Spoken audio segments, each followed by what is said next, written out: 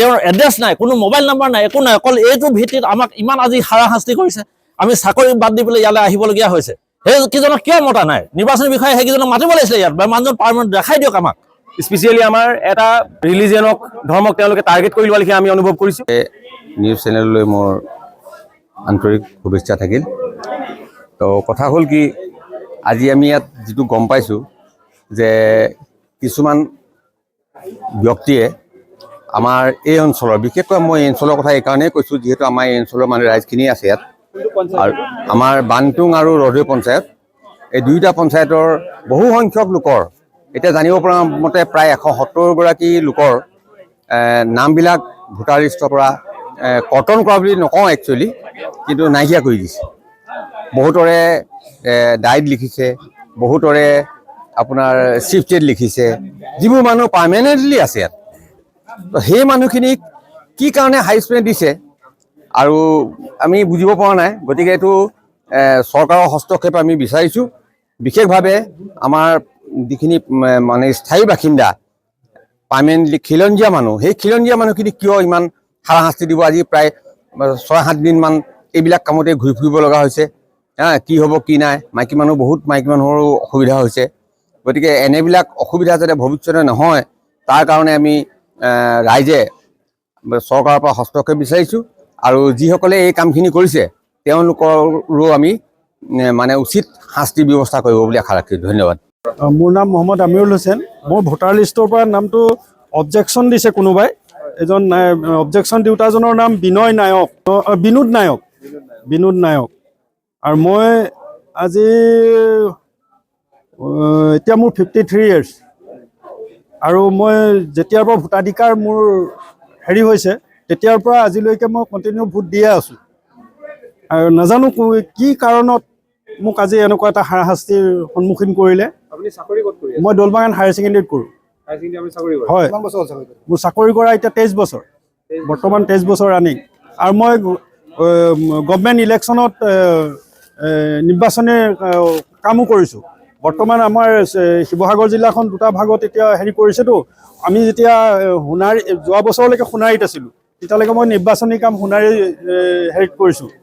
আৰু এই বছৰ হয়তো এই আমাৰ হেৰিটো ভাগ কৰিলে নহয়, গতিকে এইবাৰ বছৰ হয়তো মোৰ নাজিৰাত পৰিব পাৰে। তাৰ আগত মই নাজিৰাটো কৰিছোঁ।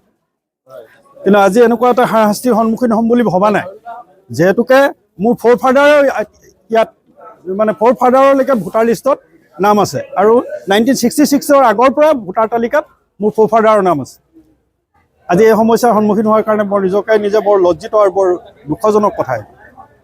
নাম ইমতাজ হুছেইন। মই পোষ্টেল ডিপাৰ্টমেণ্টত চাকৰি কৰোঁ। আজি 27 বছৰ ধৰি মই পোষ্টেল ডিপাৰ্টমেণ্টতে জড়িত আছোঁ চাকৰি সূত্ৰে। মই লিগিপুখুৰী পোষ্ট অফিচতে কৰোঁ। কিন্তু বৰ্তমান মোৰ যিখন ভোটাৰ লিষ্টৰ পৰা মই গম পালোঁ যে মোৰ নামটো কৰ্তন নহয়, শিফটেড বুলি দিছে। পাৰ্মানেণ্টলি শিফটেড বুলিকে মই ভোটাৰ লিষ্টখনৰ হেৰিটো পালোঁ। তাৰপিছত মই এখন নটিচ পাইছোঁ। কিন্তু নটিচখনত ৰঞ্জন দুৱৰী নামৰ এজনে বোলে চাৰ্টিফাই কৰিছে। ৰঞ্জন দুৱৰীক আমি চিনি নাপাওঁ। ইয়াত অকল লিখিছে অকল ৰঞ্জন দুৱৰী, কিন্তু ৰঞ্জন দুৱৰী কোন? তেওঁ মোক কেনেকৈ চিনি পালে? তেওঁ এজন, ইয়াত কোনো তেওঁৰ এড্ৰেছ নাই, কোনো মোবাইল নাম্বাৰ নাই, একো নাই। অকল এইটো ভিত্তিত আমাক ইমান আজি হাৰাশাস্তি কৰিছে। আমি চাকৰি বাদ দি পেলাই ইয়ালৈ আহিবলগীয়া হৈছে। সেইকেইজনক কিয় মতা নাই? নিৰ্বাচনী বিষয়ে সেইকেইজনক মাতিব লাগিছিলে। ইয়াত মানুহজন পাৰ্মানেণ্ট দেখাই দিয়ক আমাক। এই মানুহজন হয় ইয়াৰ পৰা গুচি গ'ল বুলিকে প্ৰমাণ দিয়ক। এই গোটেই মানুহখিনি ইয়াত ইমান সোপা মানুহ আহিছে, গোটেই মোৰ মানুহক হাৰাশাস্তি কৰিছে। আমি আজি হেৰি কৰা নহয়। মোৰ ৰেচিডেঞ্চিপ আছে, মোৰ ভোটাৰ কাৰ্ড আছে, পান কাৰ্ড আছে, আধাৰ কাৰ্ড আছে। আমি আমাৰ পূৰ্বপুৰুষ ইয়াত হেৰি কৰা ভোট দি আছোঁ। আমি অসমৰ ভূমিপত্ৰ হয়।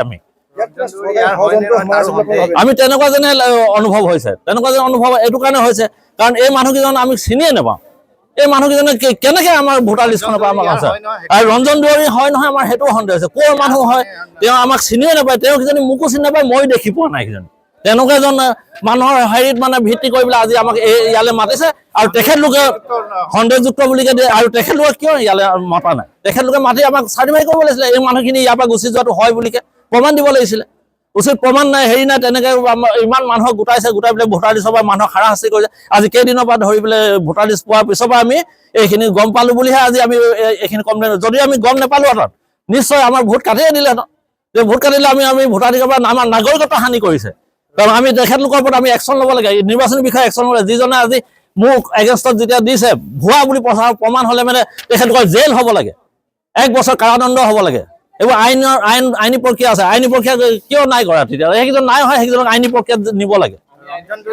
আমি আইনী প্ৰক্ৰিয়ালৈ আমি যাম আমি। আৰু ৰঞ্জন দুৱাৰী কি হ'ল? তেখেতৰ সেইজনটো অচিনাক্ত হয়। মোৰ নাম শামছুজ্জামান, মই 143 PSৰ BLO। দুৰ্ভাগ্যক্ৰমে আজি মোৰ পুলিং ষ্টেচনত 72জন মানুহৰ নাম কাটিবলৈ আহিছে, আৰু তাতে এজন মই নিজে মোৰো নামটো কাটিবৰ কাৰণে আবেদন কৰিছে, BLO নামে কাটিবৰ কাৰণে আবেদন কৰিছে। তো আমি আজি সেইকাৰণে গোটেই মানুহখিনিক লৈ ইয়াৰ যিটো হিয়াৰিং ব্যৱস্থা আছে তালৈ আহিছোঁ, আৰু আমি আশা কৰিছোঁ যে অনাগত দিনত এনেকুৱা যাতে হাৰাশাস্তি নহয়, বিশেষভাৱে আমাৰ উজনিৰ মানুহখিনিৰ ওপৰত, স্পেচিয়েলি আমাৰ এটা ৰিলিজিয়নক, ধৰ্মক তেওঁলোকে টাৰ্গেট কৰি লোৱা লেখীয়া আমি অনুভৱ কৰিছোঁ। আজি মোৰ লিষ্টত মোৰ মাত্ৰ গোটেইখিনি 72 গোটেইখিনি মুছলিম মানুহ, গোটেইখিনি মুছলমান মানুহ। গতিকে আমি দেখিছোঁ যে এটা ধৰ্মৰ ওপৰত তেওঁলোকে টাৰ্গেট কৰিছে, আমি সেইটো বুলি আমি অনুমান কৰিছোঁ। গতিকে এনেকুৱা হ'ব নালাগে, আৰু ভৱিষ্যতেই যাতে এনেকুৱা নহয় আমি তাৰ কাৰণে আমি অনুৰোধ জনাইছোঁ। আৰু উপৰোক্ত আমাৰ যিসকল মানে নিৰ্বাচনী বিষয়া আছে তেওঁলোকক আমি তেওঁলোকৰ বিৰুদ্ধে একশ্যন ল'বৰ কাৰণে আমি অনুৰোধ জনাইছোঁ, আৰু আমি ব্যক্তিগতভাৱেও আমি তেওঁলোকৰ ওপৰত মানে গোচৰ ৰুজু কৰিম। মোৰ নামটো মিঠু দুৱৰী। মিঠু চিনি নাপাওঁ, মই চিনি নাপাওঁ।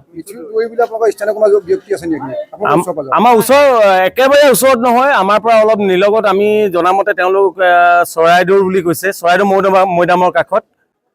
মই ফোনো কৰিছিলোঁ, তেওঁলোকক মাতিছিলোঁ যে আপোনালোকে আহক, যে এইটো ডিলিট কৰিব লাগে। আপোনালোকে যেতিয়া আবেদন কৰিছে সেই আবেদনৰ ওপৰত ভিত্তি কৰি আপোনালোক থাকিলেহে আমি নাকচ কৰিব পাৰিম, ডিলিট কৰিব পাৰিম। তো সেইটো কাৰণে মানে মই তেওঁলোকক মাতিছিলোঁ, কিন্তু তেওঁলোক কোনো নাহিলে। বিশেষ ৰাজনীতিৰ দলৰ লগত জড়িত আমি বিশেষভাৱে আমি গম পোৱা নাই, হ'লেও আমি জানিব পাৰিছোঁ বিশেষ মানুহৰ জৰিয়তে তেওঁলোক মানে BJP দলৰ কৰ্মী বুলি।